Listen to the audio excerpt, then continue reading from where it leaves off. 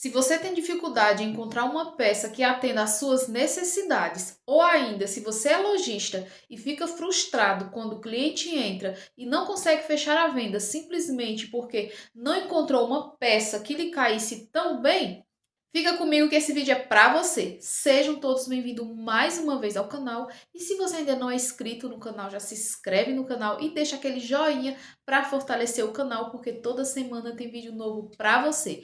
Esse canal ele é exclusivo para quem quer aprender modelagem, porque aqui é o que eu mais ensino, é a parte da modelagem. Mas eu também dou dicas de costura e até alguns vídeos sobre consertos e ajustes. Então vamos lá, que o vídeo de hoje é sobre esse problema que muitas das vezes a gente enfrenta, que é na hora de comprar uma roupa que tem um bom caimento. Então vamos lá. Para que eu consiga te explicar, eu vou começar pelo começo, que é a parte da produção. Como que funciona essa parte de produção? Nas confecções existe o estilista, onde ele vai desenhar aquela coleção, vai pegar esses desenhos e vai enviar para o modelista. O modelista vai fazer a interpretação da modelagem e criar um molde. Só que tem um problema. Quando o modelista faz ali a interpretação e cria o molde, ele usa medidas de tabela pronta, que vem muitas das vezes de livro de modelagem e algumas vezes até tabelas do exterior, que de fato não está representando aquela população ali de fato mesmo. Então vamos lá. Quando o modelista interpretou a modelagem, criou-se ali o primeiro molde, ele vai fazer a primeira peça. Para que aquela peça seja aprovada, vai ser contratado um modelo teste para que ele vista as peças e faça alguns ajustes, caso necessário. Então, aquele modelo que foi contratado ali por aquela marca, por aquela empresa, ele vai fazer movimentos, ele vai andar, ele vai sentar, para ver se aquela peça tem conforto e tem realmente uma boa vestibilidade. Depois que o modelo veio, provou a peça, fizeram os ajustes e aquela peça foi aprovada, aí só depois é que ela vai passar para a próxima etapa, que vai ser a gradação, para depois ir para a parte da produção. Aí entra o primeiro problema que dificulta a nossa vida, que é: se aquele modelo teste que veio fazer as provas para aprovar aquela peça, ele tem um biotipo de corpo que não é o nosso biotipo, então aquela peça ela vai estar condicionada àquele biotipo que mais se aproxima daquele modelo de prova. Se o seu corpo for totalmente diferente, as proporções corporais for totalmente diferente daquele corpo, a peça não vai ter um bom caimento, ainda que você use o mesmo número daquele modelo de prova. Por exemplo, se aquele modelo de prova tem um biotipo ampulheta, que as medidas prontas que são adotadas dos livros de modelagem, geralmente é esse biotipo de corpo que eles usam como exemplo, que é o biotipo que no imaginário popular é o biotipo mais comum da brasileira, que é o biotipo ampulheta, quando na realidade não é. Calma que mais na frente eu vou te explicar. Então, o modelo teste vem, o modelo de prova, ele vem provar aquela peça para aprovar, e o biotipo de corpo dele é o ampulheta, onde ombro, tórax e quadril tem as medidas parecidas, mas a cintura ela se destaca, sendo bem mais fininha, aquela peça vai ficar ótima nele.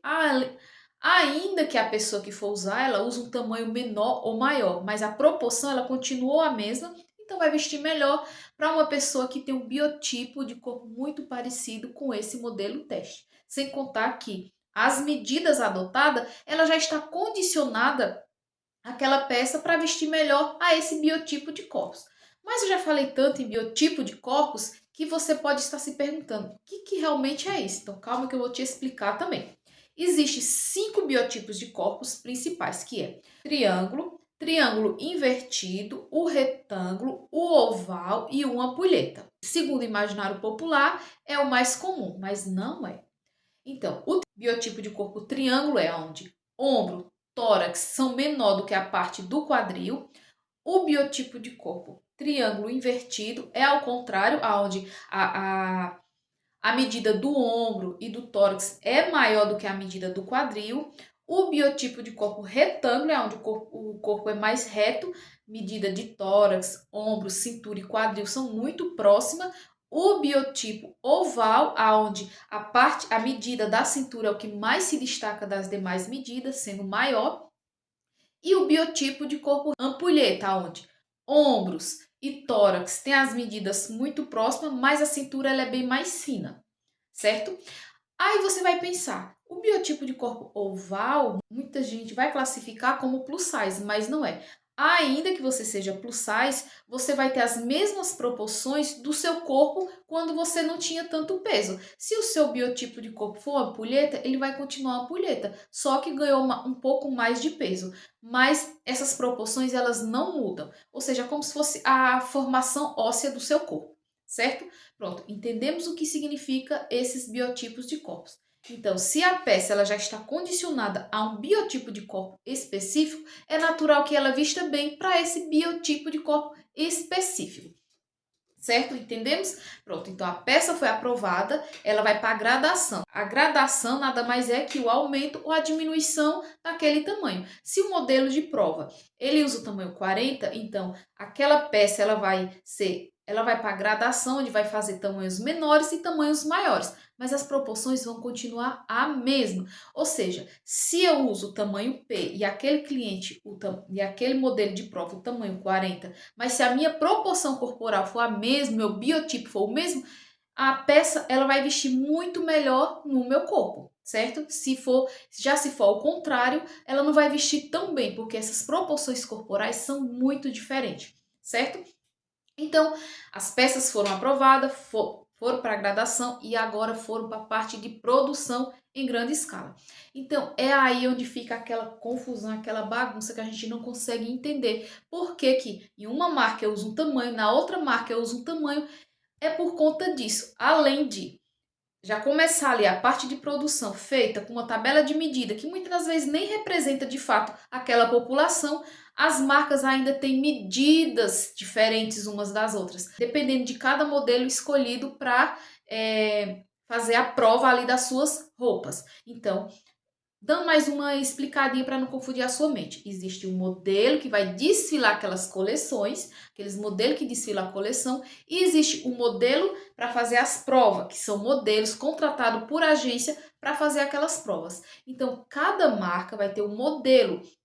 Por isso que você vai ver, em uma marca eu uso um tamanho, na outra marca eu uso outro. Justamente por isso, porque cada marca trabalha com, vamos se dizer, com uma forma diferente uma da outra, ok?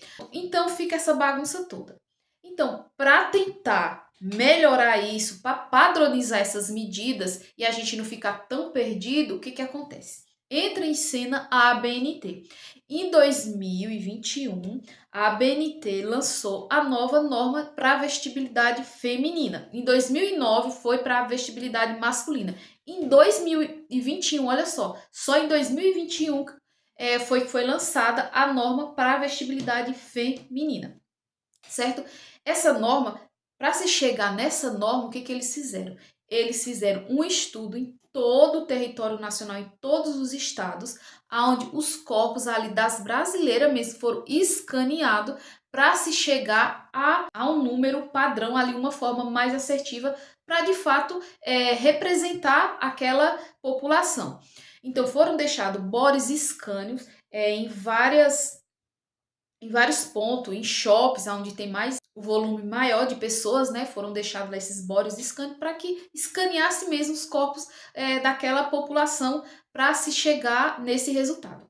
Então, pasmem, o resultado, no imaginário popular, o biotipo que representa as brasileiras seria o biotipo de corpo ampulheta, onde ombro e quadril são parecidos, mas a cintura ela é bem mais fina. O famoso corpo violão. Mas na realidade, com o resultado, depois que eles fizeram esse estudo, chegou-se ao resultado que 76% da população tem o biotipo de corpo retângulo, onde as medidas de tórax, ombro, cintura e quadril têm as medidas muito próximas.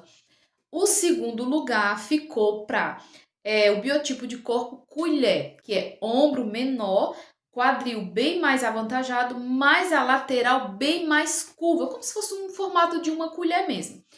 E o terceiro lugar ficou para o biotipo de corpo ampulheta. Nesse estudo, o biotipo de corpo ampulheta ficou apenas com 8%. Então, olhem só a diferença. Então, o imaginário popular é que estava totalmente errado.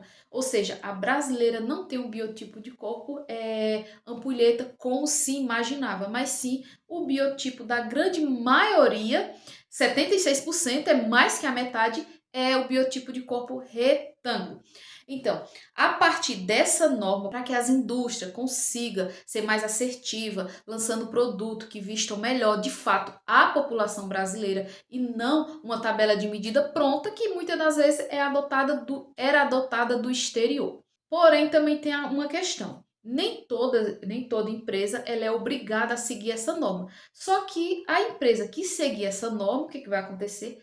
Ela vai vender mais, porque de fato ela está vendendo um produto para um cliente final que realmente exista de fato, e não para um cliente que vai ficar perdido, que não existe, que é no imaginário, que ele vai ficar perdido, porque a peça não vai lhe servir tão bem, ele sempre vai estar levando para fazer ajuste.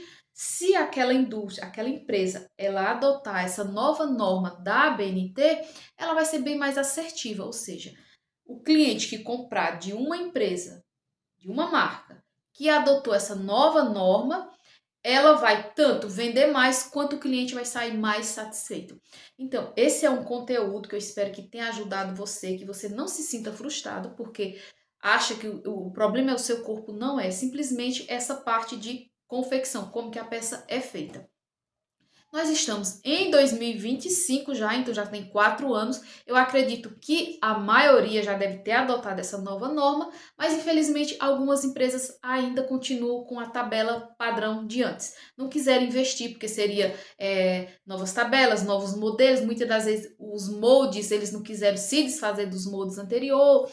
Então existe tudo isso. Também tem algumas marcas que, para diminuir o custo, o que acontece? Elas vão criar ali aquele desenho, vão fazer a modelagem, tudo certo, mas não vão contratar aquele modelo de prova. Simplesmente já vão enviar aqueles moldes para a produção, sem ter passado por esse processo de aprovação. Então, isso vai resultar em uma peça que não vai vestir bem e nem o corpo. Porque se a peça foi simplesmente desenhada, criado o molde e não teve nenhuma prova para saber qual que é a vestibilidade daquela peça, a chance daquela peça não ter um bom caimento é grande. Então, eu espero ter ajudado você e que você não se sinta frustrada se você compra uma roupa que não lhe serve também, até porque aquela peça não é sob medida, então tem uma diferença de uma peça sob medida para uma peça comprada, é aí onde ela é produzida em grande escala. Mesmo que ela siga todo esse processo, a peça também ela não vai cair tão bem, por quê? Mesmo que você tenha um corpo retângulo e aquela modelagem ela foi feita para aquele biotipo de corpo retângulo, o que acontece? Você vai ter curvas diferentes, cada pessoa tem curvas diferentes, curvatura diferente, alturas diferentes uma da outra. Então, para que a peça vista 100% bem, o ideal seria que aquela peça de roupa fosse feita sob medida. E se você é lojista, então é bom, eu espero ter ajudado você para na hora das compras você ser mais assertivo e procurar entender porque aquele representante que você está comprando, ele usa realmente uma tabela de medida que represente de fato a população brasileira, se no caso, né, você tem uma marca aqui no Brasil, vende aqui no Brasil.